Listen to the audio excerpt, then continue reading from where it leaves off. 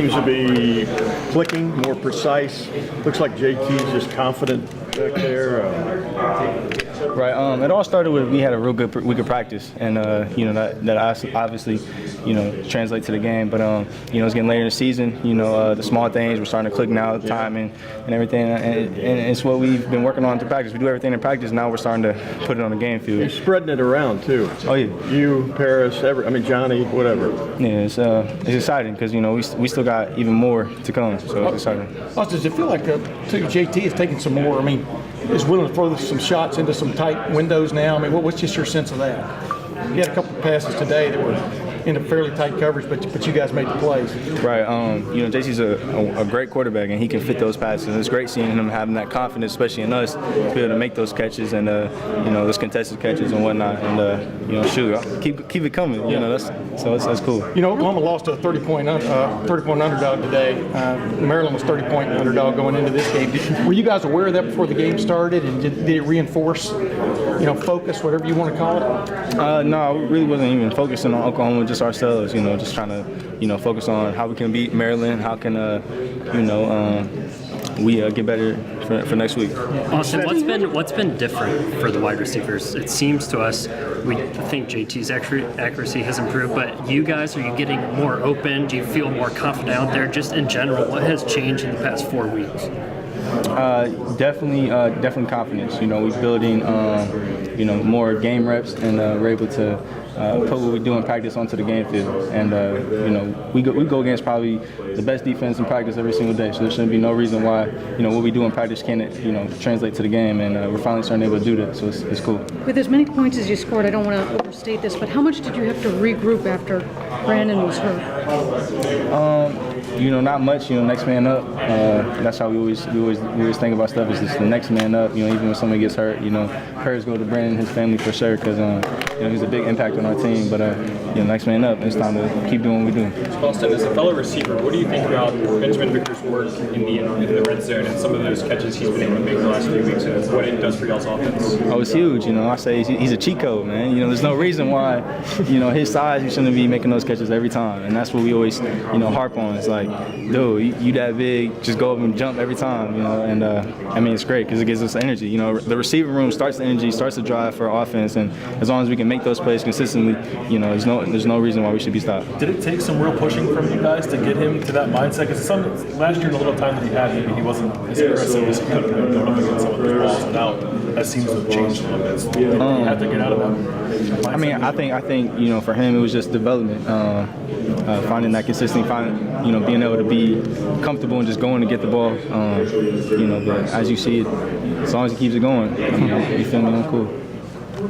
Austin, I know that you often play on special teams. I'm not sure how much you did today, but just in terms of that phase of the game, what do you think are some of the things that maybe you guys need to work on to cut down some of the mistakes that happened today? Yeah, I wasn't even on any special teams this week, but we gave back a kick return, which obviously can't happen.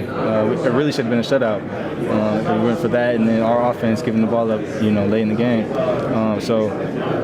Definitely, we gotta figure out what was the problem and focus on that problem, especially on kickoff. I think. Austin, do you feel the offense has more of a flow to it in terms of the play calling, and it seems like you guys are going faster than maybe you have been since Coach Wilson and Coach Day came in?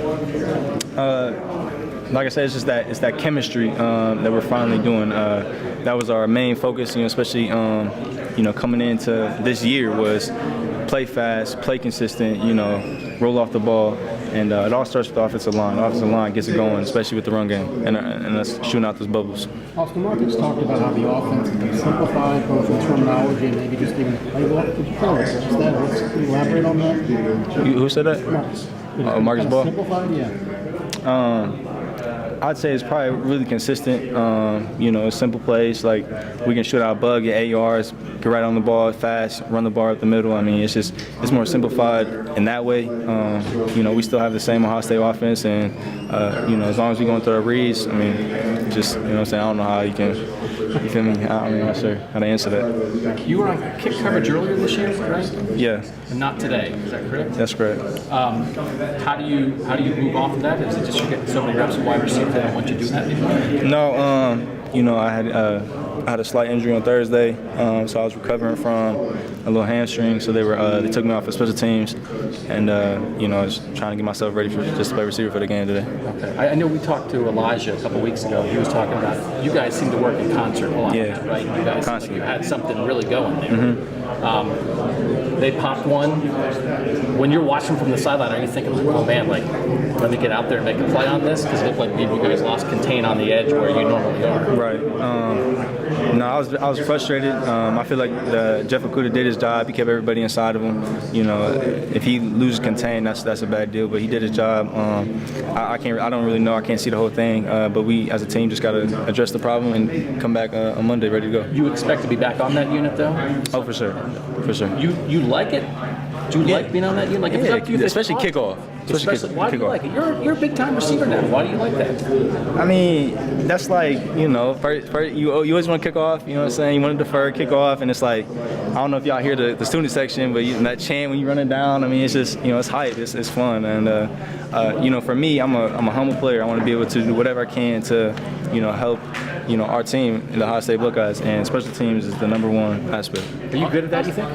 Oh, yeah. Take pride in that, for sure. Yeah, you can, For sure. Appreciate you. Austin, I just talked to Arnett downstairs, and he's feeling pretty bad about that hit. Did you share any words with him in the locker room after the game? No, I didn't. But, you know, that's just our motto. We played +2 motto, you know, 46 ADV, and he was just playing all the way to the ball. Unfortunately, he got ejected for that, but he's still going to practice. He's going to be back. I think second half next game, and he's going to be back better than ever. So, and you guys had another player that got disqualified out this game too. How does that impact you guys? I know you guys have to focus on concentrating, but how do you guys deal with that? I mean, it's an impact, especially because those are both our starting corners. It's definitely real. But it's like next man up. Somebody has to step in and fill Denzel Ward's shoes, fill Damon Arnett's shoes, and as long as they produce, I mean, we're all good. Thank you.